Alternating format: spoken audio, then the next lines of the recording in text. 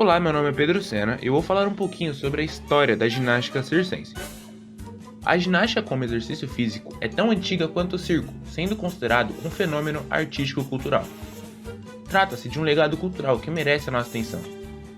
O termo circo nasceu durante a política de pão e circo no Império Romano, onde oferecia número de dança, música, corrida de cavalos e, frequentemente, espetáculos sangrentos de gladiadores.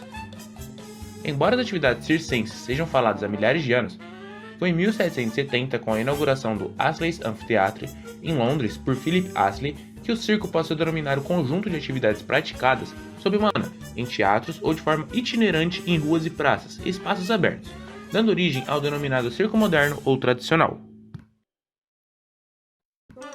Na antiguidade, o circo era majoritariamente uma atividade praticada pela camada mais pobre da população, o que não significa que as classes burguesas não aproveitassem, muito pelo contrário, eles frequentavam, porém em um número menor. Frequentemente, em virtude da sua perigosa e complicada natureza e dos preconceitos socioculturais, o circo era considerado uma atividade menor, menos importante.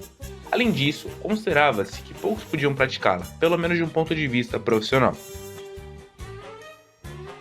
Vale ressaltar que a acrobacia era muito importante naquela época, já que os guerreiros tinham que ser ágeis quanto às suas batalhas.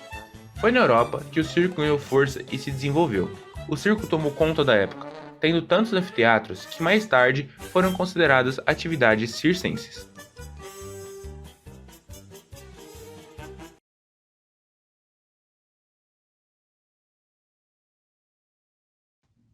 Agora irei falar sobre os movimentos da ginástica circense. Primeiro falarei sobre os rolamentos.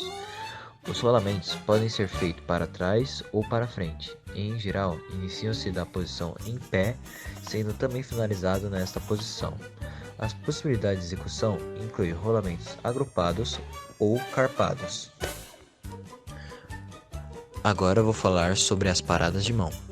Esses são os movimentos em que há uma inversão de eixo e a realização de um movimento elástico, ou em equilíbrio apoiado sobre as mãos. Inclui diferentes formas de entrada. Eles também podem ser realizados em conjuntos como figuras coreógrafas ou acrobáticas. Agora eu vou falar sobre o movimento do equilíbrio. Os movimentos de equilíbrio podem ser realizados de diferentes formas, seja em solo, em cima de um objeto equilibrando outros objetos de modo estático ou dinâmico, ou em conjunto, em que os artistas são sustentados pelos seus pares em diferentes posições. Agora eu vou falar sobre pirâmides. Constituem uma das figuras que compõem as apresentações de ginástica circense, feitas a partir da colaboração entre artistas. Elas podem ser organizadas de forma a compor uma base mais larga e que é reduzida conforme sobem os níveis, mas também pode ser organizada como uma pirâmide invertida, em que a base é composta por uma única pessoa. Para finalizar, vou falar sobre saltos acrobáticos. São movimentos caracterizados por uma fase aérea e por demonstração de destreza corporal. Em geral, são saltos feitos entre dois acrobatas ou mais, partindo do solo ou não, em que envolvem movimentos pendulares, giros, equilíbrios organizados de forma criativas e colaborativas na apresentação.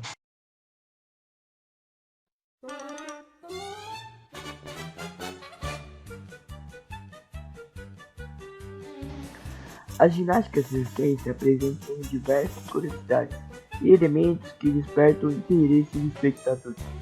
Entre esses elementos localizam, sem dúvida, os próprios espetáculos.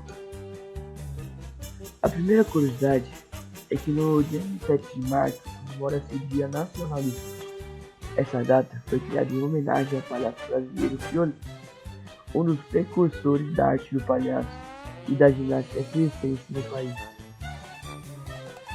A segunda curiosidade é que os números de contorcionismo e saltos acrobáticos realizados na ginástica circense compunham parte de rituais sagrados indianos. A terceira curiosidade é que números voltados à demonstração de força, paradas de mão e contorcionismo praticados na ginástica circense compunham modalidades olímpicas praticadas na Grécia Antiga. E a quarta curiosidade é que no Brasil existem atualmente mais de 2.000 circos. Podemos ver a relevância da ginástica circense nesse número agora.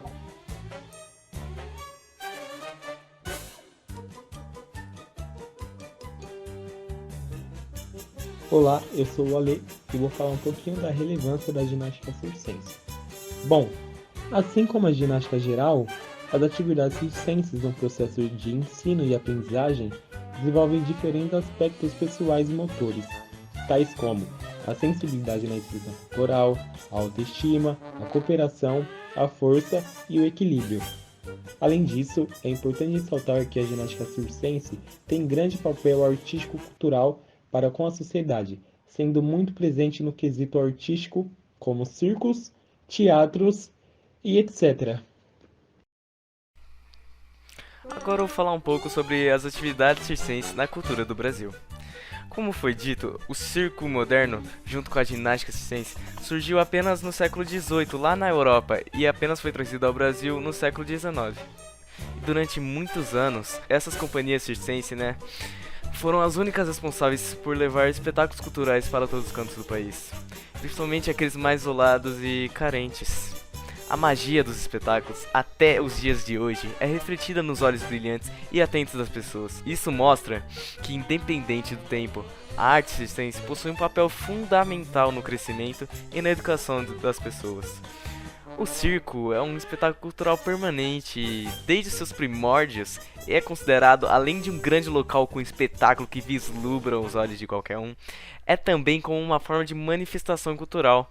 Ao mesmo tempo que encanta multidões, ele também torna um espaço de desenvolvimento pessoal, principalmente para as famílias que carregam, de geração em geração, o amor pela essa arte circense, um amor pela ginástica circense. Com tamanha estrutura, dedicação e amor, não demorou muito tempo para que o circo se tornasse uma das principais fontes de cultura do nosso mundo, principalmente aí também no Brasil, Ele apresenta ao seu público um entretenimento saudável e rico em culturas de diversos países. Agora fique com algumas imagens da ginástica circense.